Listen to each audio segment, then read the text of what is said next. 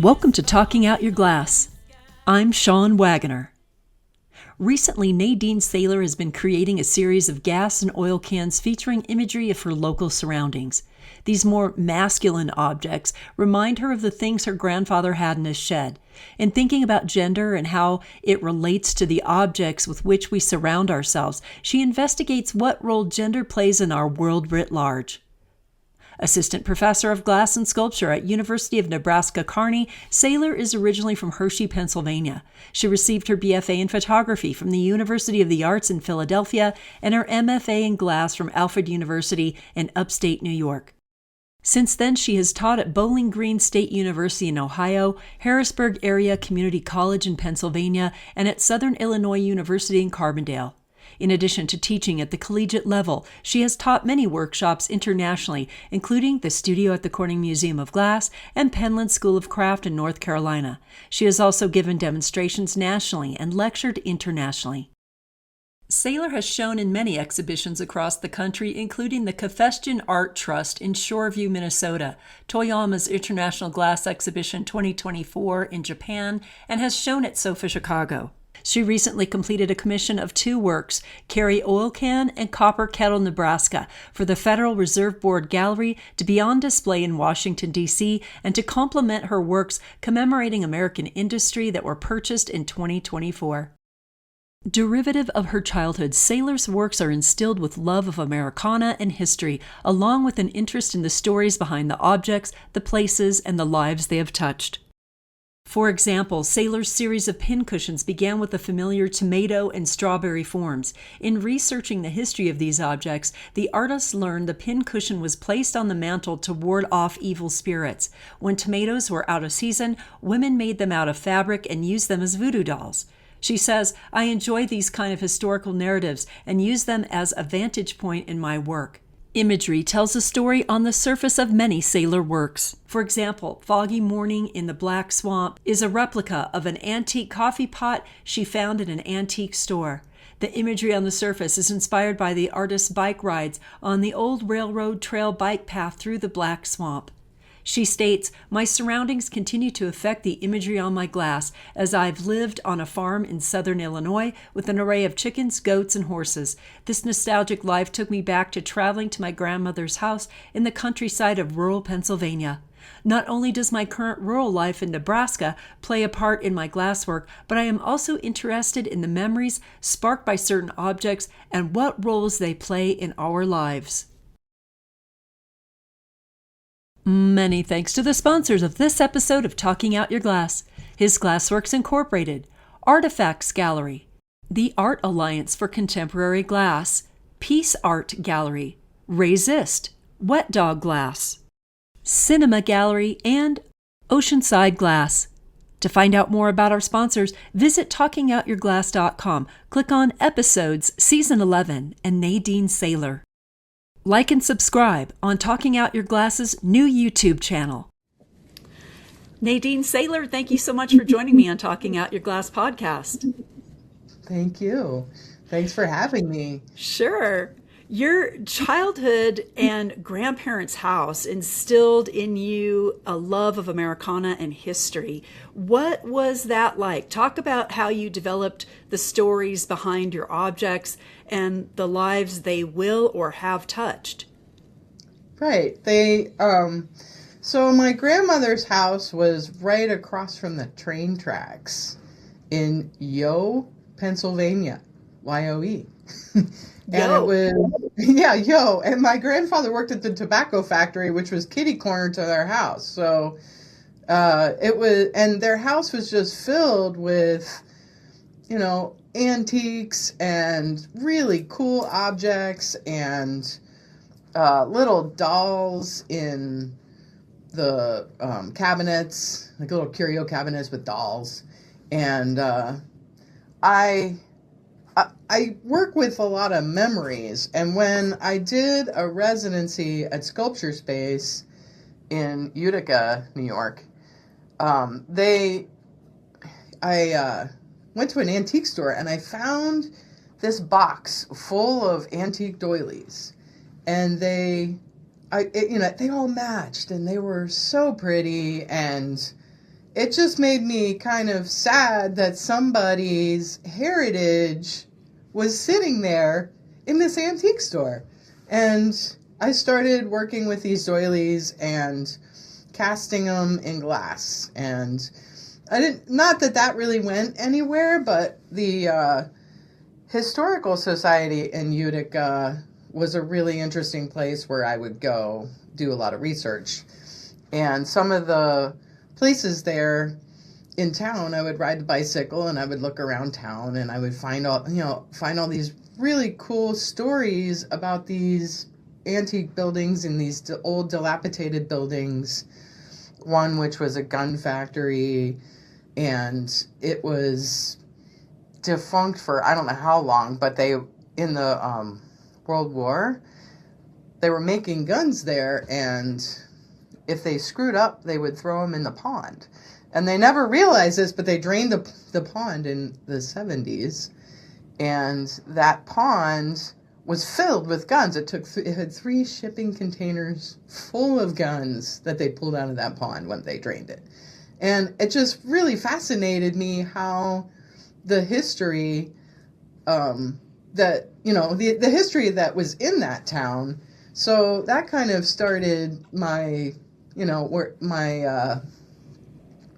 historical quest on where I am located. And so that there was another one. It was a Utica sheet factory. So they did a lot of sheets, and I started knitting there before I even knew it was a sheet factory and textiles and fabric. And I thought it was kind of uncanny because I was at Sculpture Space where they didn't really have any glass. And I was able to kind of channel what was in my surroundings. So I thought that was kind of interesting of how that kind of became my focus point. So your surroundings continue to affect the imagery on your glass. How so? Yeah. So I lived on a farm in southern Illinois. So in that time, I was making a lot of work that had goats and chickens and farm animals. And right now, I made a piece that is a gas can, and it has a coal train on it. Well, I live not too far from the train tracks, about 2 houses, and the trains that go by in Kearney are incredible. It's about, I think they said like 120 trains a day. And a lot of them are coal trains. And I watch the coal trains go from west to east. They take coal, they come back empty, and it just kind of fascinates me that, kind of the area of where I am, like what is happening in the area. So, that's also the Americana theme that I've been working with also. So when and why did you begin your series of pin cushions, and describe and discuss those works? Well, the first one was called Fond Memories, and that's a tomato and strawberry pincushion that was connected by a flamework chain that was made by a friend of mine. And, because I was trying to think of, how do I do this change? How do I connect them? Do I want metal? But I thought it was really incredible that it could be made out of glass. And so that was the first one, and it kind of took me back to that same time of, being around my grandparents and my grandmother and my mother teaching me to sew and, sharing their knowledge of, women's work, of what what they did in the past. So both of them were housewives. So they didn't really have jobs when they were, my mom did occasionally get a job here or there, but most of the time when I was a kid, when I was little, she just hung out at home with us. So, it just kind of talked about that, that was what women did. That one was kind of plain, and I love imagery. I love putting imagery on glass. And, being that I was a photography major, I mean, I look at something and I don't see like something is done until it has a bunch of pictures on it. So I had found these white decals, and I'd never seen them. I didn't even know what they were. I was like, what are these? And then I slid it off, and it was just like magic. It was like, wow, I can use color, because up until that point I've used decals, but I've always used colored decals, which don't really have a backing and they need a white backing. So it was pretty magical to see those like white and gold, and the gold is actually brown. So that's also like magic. You put it in the annealer, you pick it up, and all of a sudden it's shiny gold. It was really great, because my work kind of went back to sewing and being with my grandmother at that time, and sewing with my family, them teaching me how to sew. And not that I was really good at that sort of thing, but it was just more of women's work, and that's what you did back then. Both my mother and her grandmother were housewives, so they just, this is what they did. They cooked, they cleaned, and they worked with sewing. And my mother made a lot of my outfits when I was a kid too, so it kind of took me back there. And then I just kind of started having fun with these white decals, because I could make these, and I found these other ones actually too that were blue and gold, and they were bright. And, doing the work with the decals was different than having to come up with an image on my computer, which is what I was doing before. And so I could make work a lot faster because I already had the imagery together. So, imagery, there's a lot of content that you can put in it. And then I would, it would make me think too much about, oh, well, is this going to be okay? Or, what about if I put this image, but these were already formed. So it was fun. And it's kind of funny because they're like stickers, right? Yeah, they're like stickers. But I had sticker books when I was a kid, and I found those, and I was like, wow, this is kind of also taking me back to being a kid and, playing with those sticker books with my friends and, trading. And it took me to that memory. And a lot of my work has to do with, a memory, a recollection of the past, something that, kind of comes up in the future. As you've been saying, narrative is important to you, and many of your surfaces have narrative that tells a story on the surface of your glass. What are some of those works, and what are some of the other methods beyond decals that help you make that imagery on the surface? Yeah, so there's a process of sandblasting technique with ultraviolet resist that you can create. It's called Resist, or there's another one called Iconics. And you create an image, a black and white high contrast image, and that image you expose in an ultraviolet light with this UV sandblasting resist.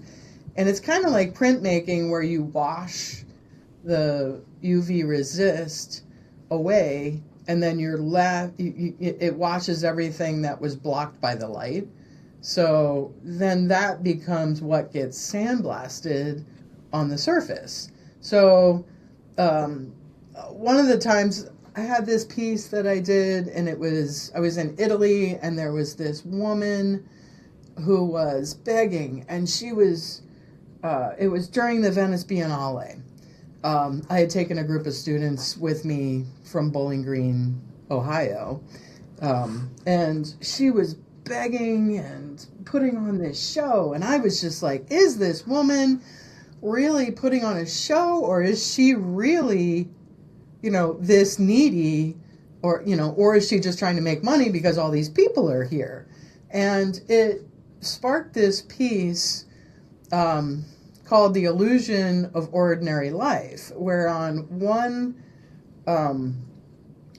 piece, she was spinning one way, and on the other piece of glass, it was a carousel horses that were spinning the other way. So it was like, and then there was a light inside, and it was projecting light on the wall. And that was kind of the first stuff I did with the resist, was a lot of projection and using glass to create shadows on the wall that were very large. And it was a lot of fun. But then I started using other imagery and creating oil cans that had imagery of like maybe an old dilapidated oil mine, or a coal mine, or something on the surface, or a function, just industry. So that's kind of where the industrial work came from. It's called Foggy Morning in the Black Swamp, and it has imagery of my bike ride from Bowling Green to the next town. I used to ride my bike a lot there. They had a really nice rail trail, so I felt like I was on the rail trail, and I was channeling the old people that were there. But the surface of that piece had imagery from the Black Swamp, and in Bowling Green, the Black Swamp was called that because there was oil on the surface of the water that was in the swamp. And there was a lot of glass factories that were in Ohio for a while. And this goes back to a lot more of the other history. Like, I never realized that I was so into history, but I just loved the story. And the glass factories came in, they used a lot of the natural resources, and then they kind of depleted the area and then left. So, when the oil ran out, when the oil and gas ran out. So there was a lot of glass studios there in Fostoria, and they made a lot of glass, like factory glass. So, and then from there, I started using that oil gas reference and started making actual oil cans. And then, kind of referencing, what is happening in our climate. Are we, like, just like the coal trains go by my house back and forth. And everybody's all concerned about their electric vehicles, and, we're worried about climate change. And I just wanted to kind of use that as a reference to just have a little take on what's going on in our country. We'll return to Nadine Saylor in just a moment. This episode of Talking Out Your Glass is sponsored by His Glassworks Incorporated, Diamond Tools and Glass Cold Working Supplies, suppliers of diamond-plated tools and accessories, including diamond laps, wheels, belts, and adhesives. Expert advice available at hisglassworks.com. This episode is sponsored by Artifacts Gallery. Since 1977, Artifacts Gallery has been devoted to featuring the work of American artists and craftspeople. Located in the scenic village of Broad Ripple in Indianapolis, Indiana, Artifacts offers an intimate shopping experience and curated collection of jewelry, artful objects, ceramics, wood, glass, home and body accessories, paper goods, gifts, and other stylish wares and wearable art from the handmade movement. For more information, contact artifactsnd.com. This episode is sponsored by the Art Alliance for Contemporary Glass.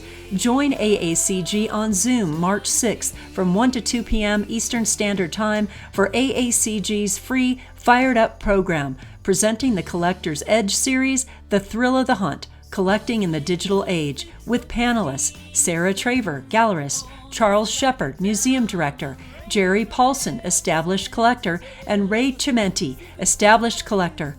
Join AACG for an energizing conversation that pulls back the curtain on how today's collectors discover, pursue, and ultimately choose the works that move them.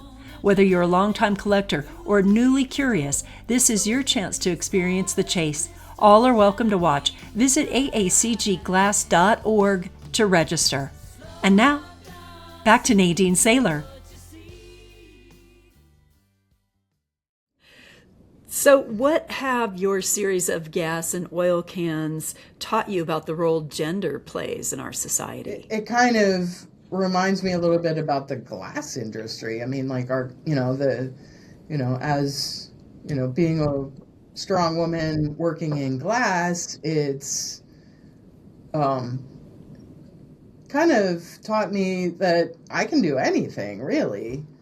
And being that when I started at Bowling Green, I was a shop tech. I didn't really know what to do as a shop tech. I just figured it out. And I, would call my friends and learn how to do things. And, I've always been kind of a tomboy.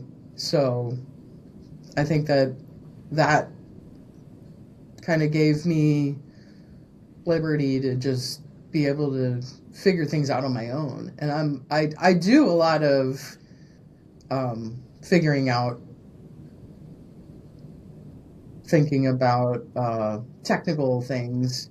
And it's kind of funny because like I could do that more than I can sew. So you're an assistant professor of glass and sculpture at the University of Nebraska at Kearney. Talk about the current program there. Yeah.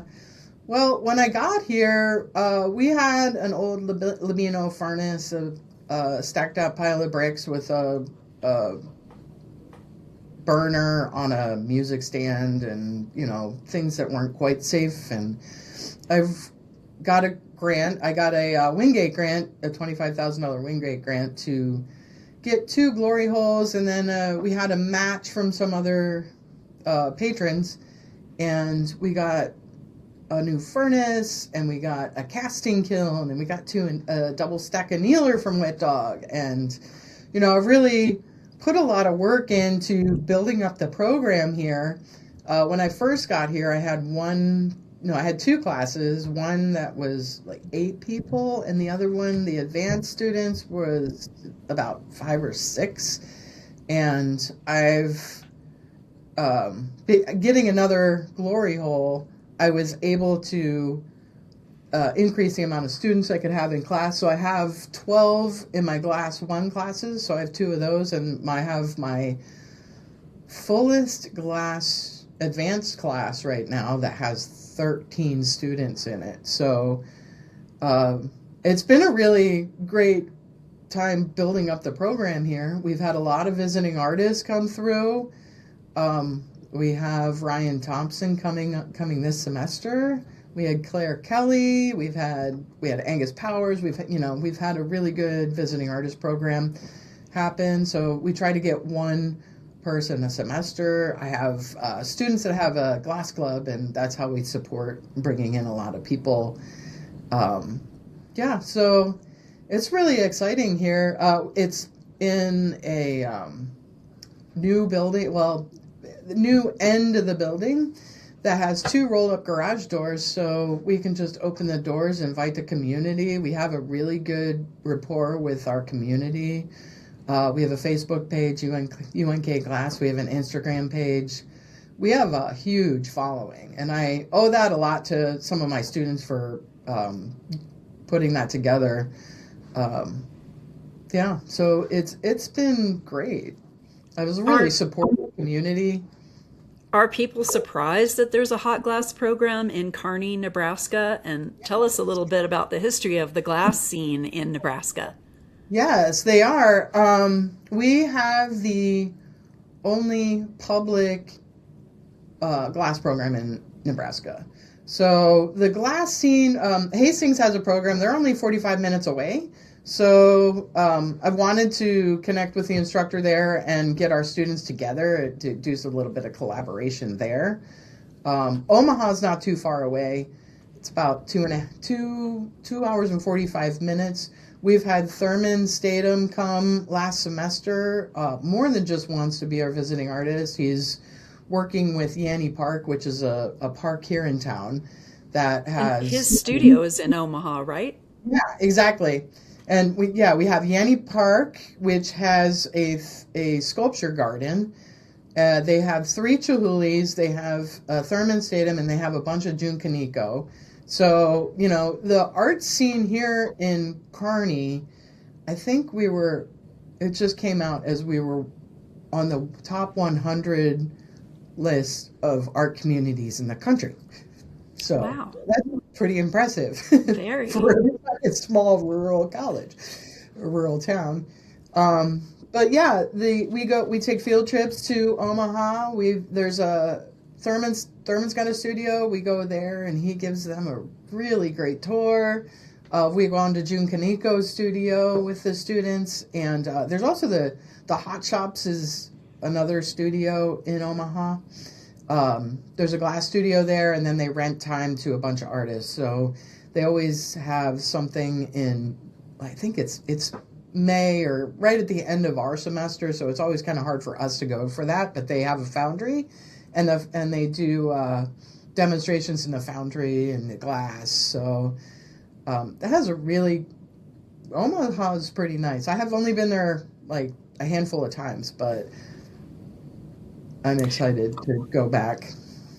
Well, Nadine, you received your BFA in photography from the University of the Arts in Philadelphia and your MFA in glass from Alfred University in upstate New York. What inspired your shift from photography to glass? Yeah. Well, I went to school quite a while ago. So that was before Photoshop, but right at the beginning of Photoshop, and I remember Photoshop CS2. I was not liking doing photography on the computer. So and I just saw my future as like being on the computer a lot. It was so much more fun when it was a manual process before it turned digital. I liked hands-on, and my friends were down in the glass studio. I was taking a stained glass course. I didn't really like that so much. I had cuts all over my hands, and my friend Leo Eisenstein, I said, I don't like this glass stuff. He's like, oh wait, come here. So he took me down to the glass studio, the hot glass studio. I never left. Where was I at stained glass? I was at the glass studio, watching the boys blow glass, because there were a bunch of guys. My friend Anna Bradley she was also a photography major too, and she said, Nadine, yeah, you should try glass blowing. So, I had it coming around me from a bunch of different areas. I was like, okay, well, I'll try the glass blowing. I was taking printmaking and glass blowing. I dropped printmaking so that I could take 1 semester of glass.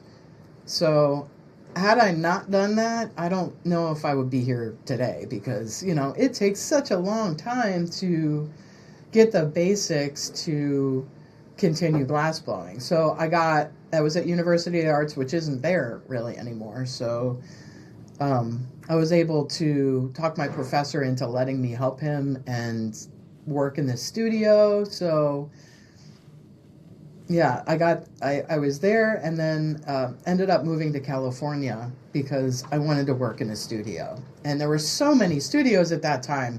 There were like 45 studios in the Bay Area, and I said, okay, well, I'm just going to move. We'll return to Nadine Saylor in just a moment. This episode is sponsored by Peace Art Gallery. As the mountain town of Vail, Colorado attracts international guests for its unbeatable skiing terrain, Peace Art Gallery lures in glass art-loving audiences and sophisticated collectors. The gallery's remarkable selection of sculptures and objects are created by American, European, and Australian glass artists. Nadine Saylor's sculptures reminiscing her heritage are prominently displayed. For more information, visit peaceartgallery.com or follow on Instagram. This episode of Talking Out Your Glass is sponsored by Resist. Resist provides businesses and artists with advanced sand carving equipment and sand carving films. The company also offers guidance and support through video tutorials, hands-on workshops, and online help as you expand your business. With over 40 years of experience, Resist has been a direct manufacturer of laserable films, photoresist films, custom mask stencils, and equipment serving the sand carving industry. For more information, visit resist.com. This episode of Talking Out Your Glass is sponsored by Wet Dog Glass. In business since 1996, Wet Dog Glass delivers unsurpassed value to glass studios like Kearney Museum of Glass and others around the globe. Offerings include turnkey hot glass studio equipment, studio planning consultation, and technical support. Wet Dog Glass, your studio's best friend. For more information, visit wdg-us.com. And now, we return to Nadine Saylor. So do you think your work in photography had any influence on your glass? Absolutely. Yeah, I can take really good images of my work. For one, I had a really good studio photography teacher that showed me how to take images of glass. And my work, I work in Photoshop, and I'm actually pretty good at Photoshop, which is where I get all my imagery. I make all of my imagery in Photoshop for my work on my oil cans. So, yeah, absolutely, I had influenced a lot. There's a lot that has changed in photography that, it's kind of beyond me now because technology just moves so quickly. In addition to teaching at the collegiate level, you've taught many workshops at the studio of the Kearney Museum of Glass, Penland School of Crafts. In your experience, what are students most interested in learning in regards to glass? Techniques or how to express content? I've mostly taught technique when I go to other workshops. And one of the things that I notice when I teach at Kearney is how different the students are than my students. My students are sometimes, they're just like, yeah, they're on their phone or whatnot. But like at Kearney, they're there because they're paying to be in that class. And they're like on you like a sponge. And they're soaking up everything that's happening around them. I'm sure that's a refreshing change from people just being ho-hum. Yeah, I teach a class. I'm actually teaching it in 27. It's called Hotter, Faster, Thinner. And it's basically how to make glass faster so that when you're in there, when you're renting time or when you're using the studio, you can make things faster to use your time more efficiently. And that class is really good. It's usually pretty full. This is the third time I'm going to be teaching it there. Well, you recently completed 2 commissions, works called Carry Oil Can and Copper Kettle, Nebraska, for the Federal Reserve Board Gallery to complement your work commemorating American industry. Describe and discuss those works and where they're on view. Yeah, I was talking about the gas can earlier, the gas can that has the Kearney coal train. It's called Kearney coal train west to east because the full coal train goes west to east. And so they had purchased that piece 2 years ago. They wanted 2 pieces to go along with that because they have a couple of other pieces from mine, but they're not quite as industrial. So the Carry oil can was for Carry Furnace in Pittsburgh. I've been really fascinated by Carry Furnace, and I did a project before when I was at the Pittsburgh Glass Center on a residency, and I used imagery of the Carey furnace.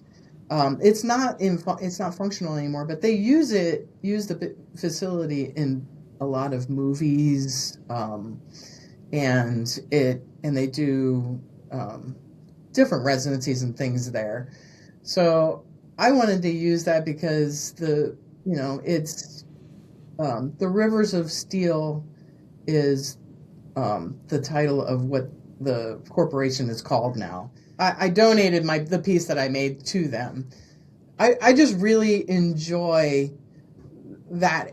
I went to visit it. I love that area. It's just an old defunct iron furnace.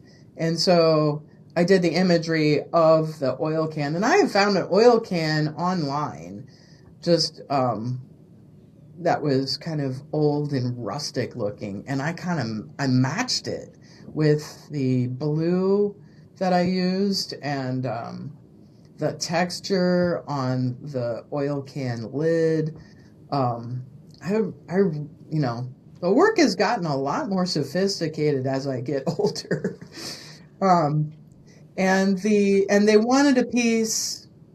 They said Pennsylvania, so I was like, okay, yeah, Pittsburgh Carey furnace. But even though I'm from Hershey, Pennsylvania, and closer to Philadelphia, and then I wanted to give them something from Nebraska because that's where I am now. So the copper kettle, it has an image of a pivot on the surface, and the pivot is like the irrigation for the corn in Nebraska because there's an aquifer underneath the area here, and that supports the farm fields when it gets really dry. So there's that and corn on the surface of that one, and the copper aventurine that is so shiny, and they saw a copper kettle that I did a long time ago, but the imagery was okay. Like they wanted that one, but I was just like, I didn't really like the imagery that was on it, so I wanted to make sure that they had a really nice one. And this one, corn in Nebraska is for ethanol, so I wanted to do something for the ethanol industry because that's really big here in Nebraska. They aren't on view yet, but they will be on view. They're building a new building that's supposed to be done in 27 and for the Federal Reserve. So they have a gallery in multiple buildings. So it'll be in one of their new buildings that they're building for the Federal Reserve. And is that in Washington? Yeah, in Washington, D.C. Awesome. Well, tell us a little bit. Tell us a little bit about your 2025 solo exhibition, Notions, that was held at Kimmel Harding Nelson Center for the Arts in Nebraska City, Nebraska. Yeah, Notions is for the sewing, a lot of the sewing work. So the pin cushions, I have a piece that's called Notions that's a wall of buttons. So I've got about 100 buttons that have imagery like decals on them, and that was something that that was one of the original pieces I started with, the decals that I had. So there were those buttons on the wall, there were a couple of pin cushions, there was this pomegranate piece that I made that had the gold and white decals.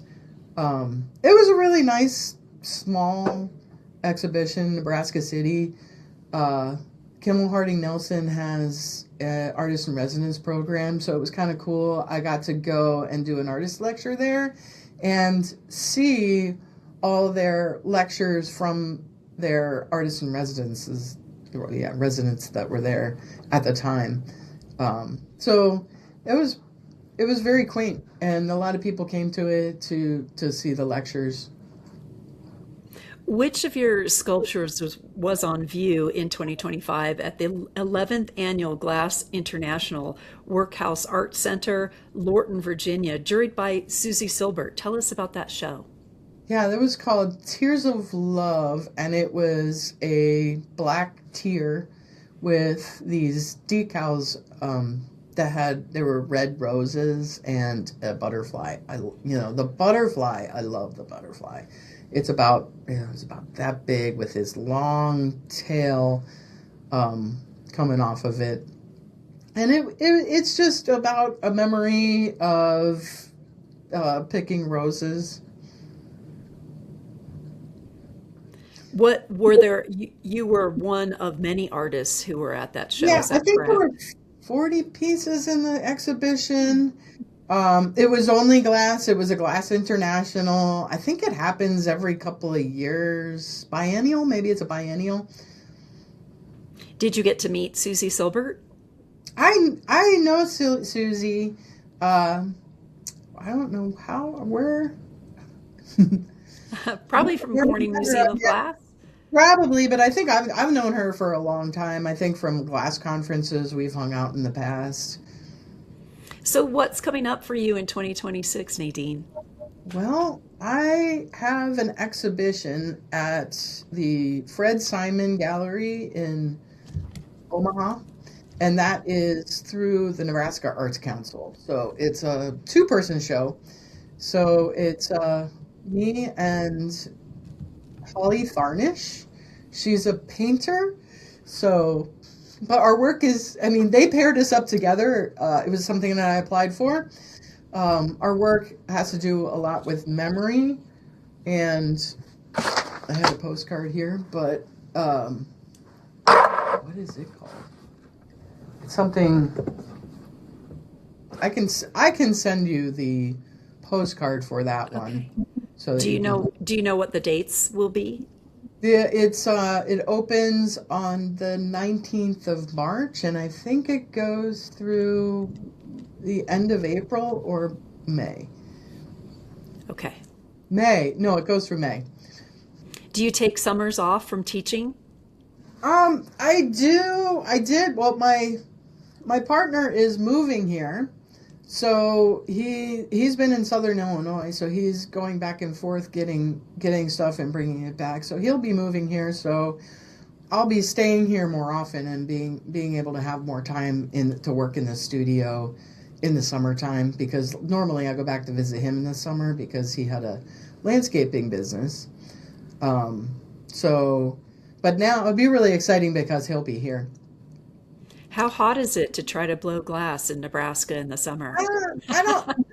June's nice, I think. I don't know about July. I don't really like blowing glass when it's too hot. So I usually shut the studio down in June. I've got so much work to cold work right now, and I keep trying to get moving on it, but I try to get a little bit more. Every week I get a little bit more done, but I'm teaching a new class this semester, so it's been a little challenging because I've spent a lot of time trying to get a lot of that work. What's the new class? It's art appreciation. So art for non-majors, general studies course. We'll return to Nadine Saylor in just a moment. This episode of Talking Out Your Glass is sponsored by Cinema Gallery in downtown Urbana, Illinois. They're proud to represent Nadine Saylor, Curtis Brock, Alexander Facchetti, Zach Gorel, Jeff Richards, and John Wolfe. For more information, visit their website at cinemagallery.cc. They also offer glass from various estates. Currently available are works by John Kuhn, Dale Chihuly, John Miller, Joel Philip Myers, Paul Nelson, and Jeffrey Sarmiento. For more information, visit www.cinemagallery.cc. This episode of Talking Out Your Glass is sponsored by Oceanside Glass. Supporting the glass community is at the heart of what they do. They're expanding their library of educational video series and partnering with artists, from emerging makers to seasoned masters, to show how to use their products with confidence, elevate your skills, and share knowledge that strengthens the craft for generations to come. Discover what's new at oceansideglass.com. There are many ways to support Talking Out Your Glass podcast and the continued documentation of glass and glass artists that are totally free. Please subscribe to our new YouTube channel, like or comment on videos there. Follow on Instagram and Facebook, and for as little as $5 per month, you can become a Patreon co-producer of the show, receiving year-long rewards including exclusive episodes. If you enjoy and value this online catalog of conversations with the world's best glass artists, please visit patreon.com/talkingoutyourglass. Or to make a one-time donation, visit talkingoutyourglass.com and click on Donate. Now back to Nadine Saylor. What would have been the biggest challenges and the biggest rewards of your life as an artist and an educator in glass?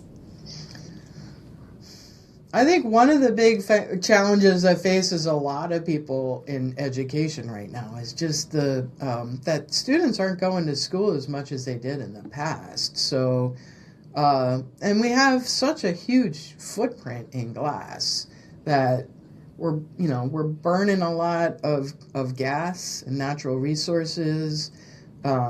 Things are getting more expensive. Like glass is getting more expensive. The color is getting more expensive. So I think that becomes a lot more challenging to get people to, excited to be here. But, I just tell them, you aren't going to get this outside any other time. I mean, we have a lot of time on the schedule that's open. I wish I could use all the time that's open. And what have been the rewards?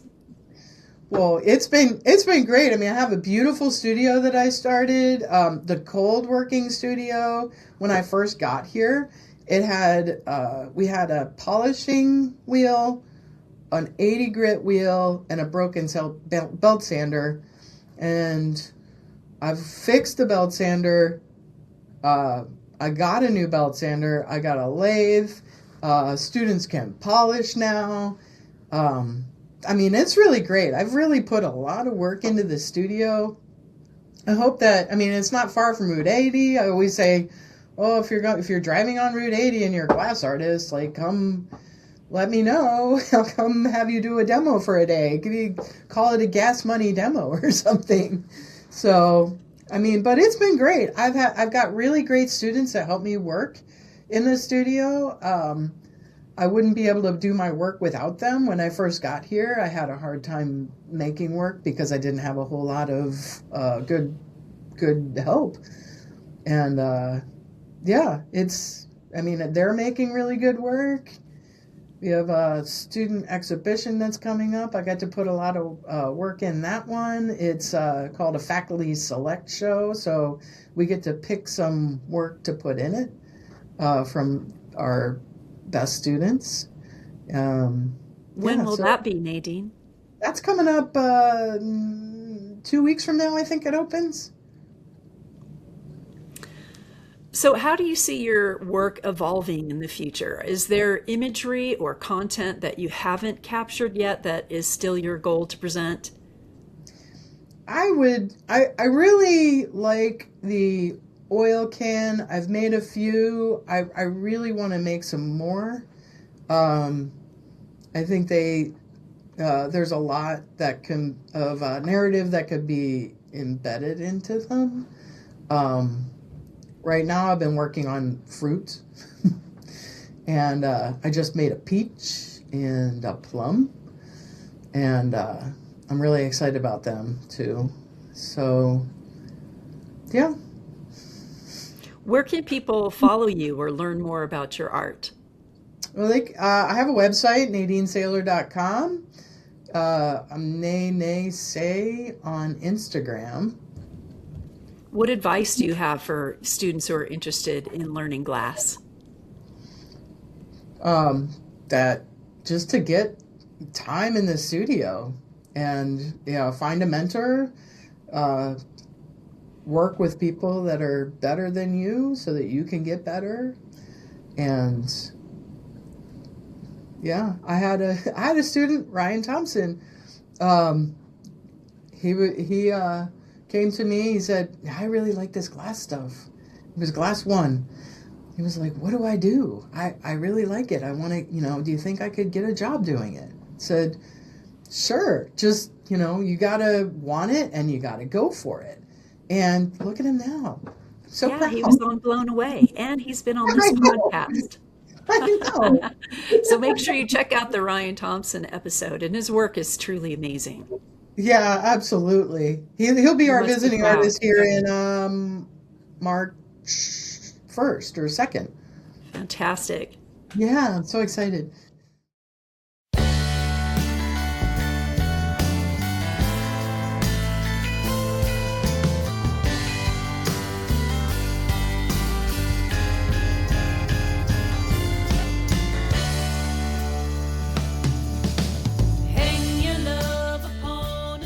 Thanks for tuning in to Talking Out Your Glass. Many thanks to our sponsors, His Glassworks Incorporated, Artifacts Gallery, the Art Alliance for Contemporary Glass, Peace Art Gallery, Resist, Wet Dog Glass, Cinema Gallery, and Oceanside Glass. To find out more about this podcast, visit talkingoutyourglass.com, where you'll find all 10 seasons of the show, artist images, and more. Until next time, stay glassy.